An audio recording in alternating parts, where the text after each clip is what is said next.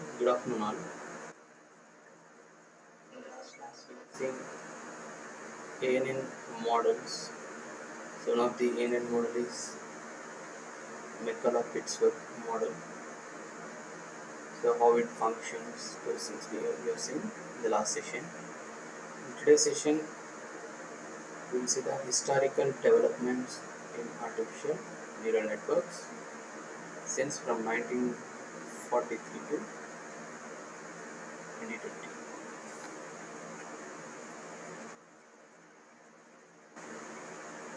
As an introduction, the pioneering work of McCullough and Pitts in the year 1943 was the foundation stone for the growth of neural network architectures.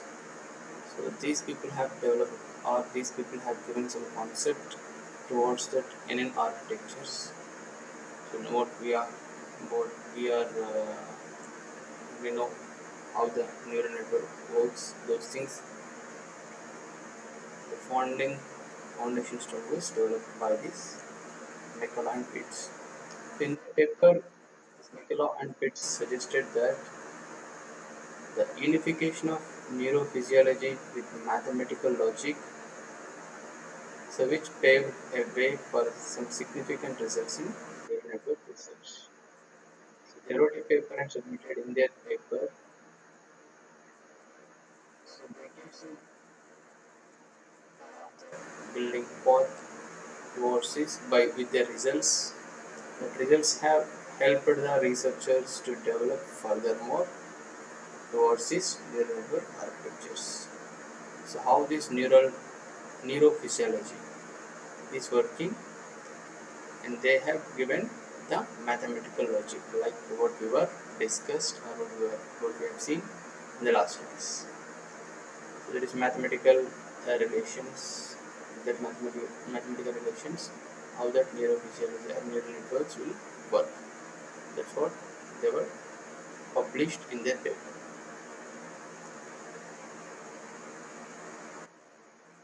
So in the year 1943, this is the first year towards the neural network.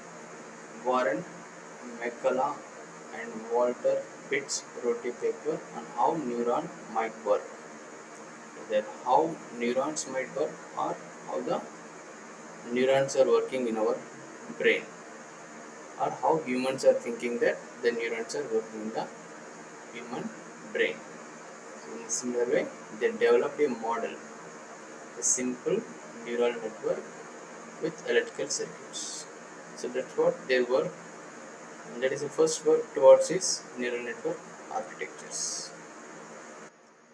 In the year 1949, Donald Hebb reinforced the concept of neurons in his book named The Organization Behavior. So with that book again he added few more concepts towards the neural networks, and he wrote a book called The Organization Behavior, and in that book he pointed out that neural pathways are strengthened each time they are used. As neurons are working, or if it is getting activated, if it is in functioning state, it will get more strength. That's what he emphasized in that book with his work. In the year 1950, Nathaniel Rochester from the IBM Research Laboratories led the first effort to simulate a neural network. So far, before 1950, the mathematical models have come, but from the IBM research, for the first time, they have developed one simulated neural network in the year 1950. In the year 1956, Dartmouth Summer Research Project on the Artificial Intelligence. So that is one of the project name. So where they work towards that artificial intelligence provided a boost to both artificial intelligence and neural networks. So the funding towards that Dartmouth Summer Research Project gave some fruitful results, and it gave some evidence for the development of that artificial intelligence and neural networks. In the year 1957, John von Neumann suggested imitating simple neuron functions by using telegraph relays or vacuum tubes. Here, this is the first hardware development like this. The vacuum tubes and telegraph relays. So he simply mimicked that neural network architecture. So that's what John von Neumann has done in his research in the year 1957. In the year 1958, Frank Rosenblatt began work on the perceptrons. What is perceptron means? It is similar to the computer model. So he worked on the perceptron, and this is one of the oldest neural network. What it was developed in the 1958, but still it is in use till today also. So it is a simple computer model or computer machine based on the neuron functions. So that's what the Frank Rosenblatt developed.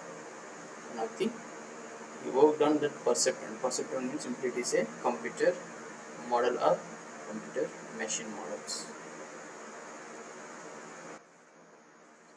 In the year 1959, Bernard Vidro and Marcian Hoff of Stanford developed models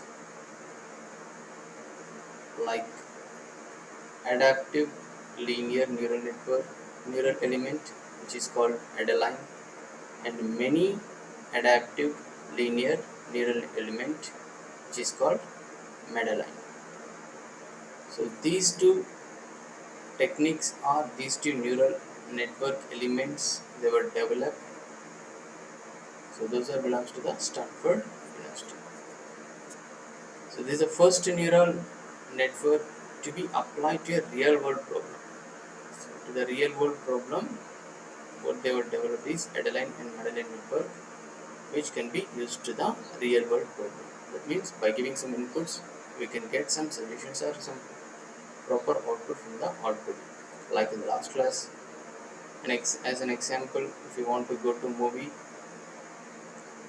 by giving some inputs in the computer itself, whether we can go to the movie or not, that has to be the output, yes or no. Like that. To the real world problem, we suggested those two network models. In the year 1969, Marvin Minsky and Seymour Papert proved the perceptrons to be limited in their book named Perceptrons. The book name is Perceptrons. In their Perceptrons books, they worked towards that perceptrons and they proved something which is working like a neurons. And they worked on only perceptron, which is nothing but computer models of the neural network. In 1981, progress on neural network research halted due to fear and unfulfilled claims, etc.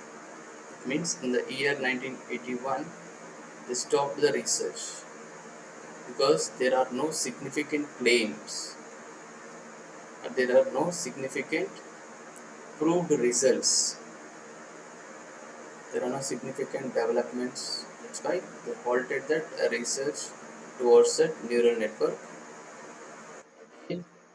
But in the year 1982, when John Hopfield presented a paper to the National Academy of Sciences, so his approach to create the useful devices in the neural network. So with that, again some hope have come towards that neural networks development. So he proposed how to create that useful devices in the neural networks. So in the year 1982 by John Hopfield. Again, in the year 1982, US-Japan Joint Conference, where US and Japan has organized one joint conference on cooperative or competitive neural networks. So, in that joint conference, Japan has announced their fifth generation effort resulted. So they were announced that efforts towards that neural network. So that worries the US about being left behind the other countries. So because Japan is advancing towards that neural network and artificial intelligence, that they came to know in the year 1982 with that giant conference. So then the US has worried, and again it has restarted the funding towards that research in the field of neural networks and artificial intelligence. So in the year 1985, American Institute of Physics began what has become an annual meeting. So in that annual meeting, that is called Neural Networks for Computing, towards to discuss about the neural networks for computing. So in that they have decided to progress or to fund towards that neural network, and they have started funding towards that neural network research, and they have come up with some progress in that meeting towards that neural network research. In the year 1997, a recurrent neural network framework, so with the long short-term memory, which is called LSTM, was proposed by the Schmidt-Huber and Hockreiter. So these two researchers have proposed one simple long short-term memory, that technique, that LSTM, was proposed by them for that recurrent neural network architectures. In the year 1998, Jan LeCun published gradient-based learning applied to the document recognition. So towards the document recognition, Jan LeCun published a learning method, one of the learning method, that is called gradient-based learning method, in the year 1998. So nowadays, from there onwards, many researchers have contributed towards that neural networks and published many papers and patents. And with their efforts, nowadays, in the present scenario, neural networks discussions are prevalent, and this is the future.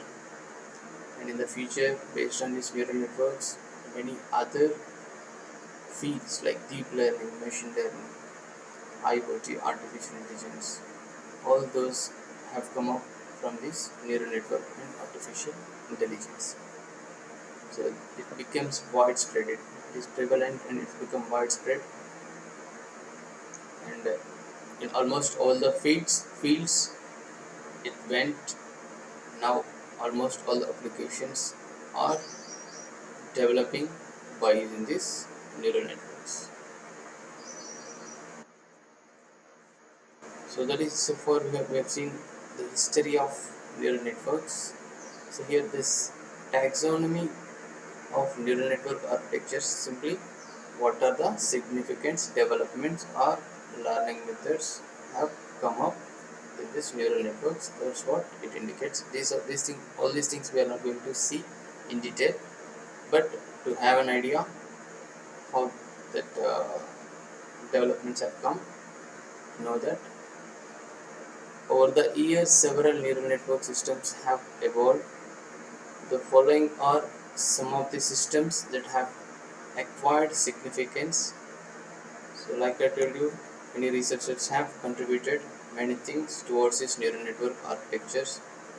In that, few significant developments are: It is adaptive linear neural network neural element, which is called Adaline.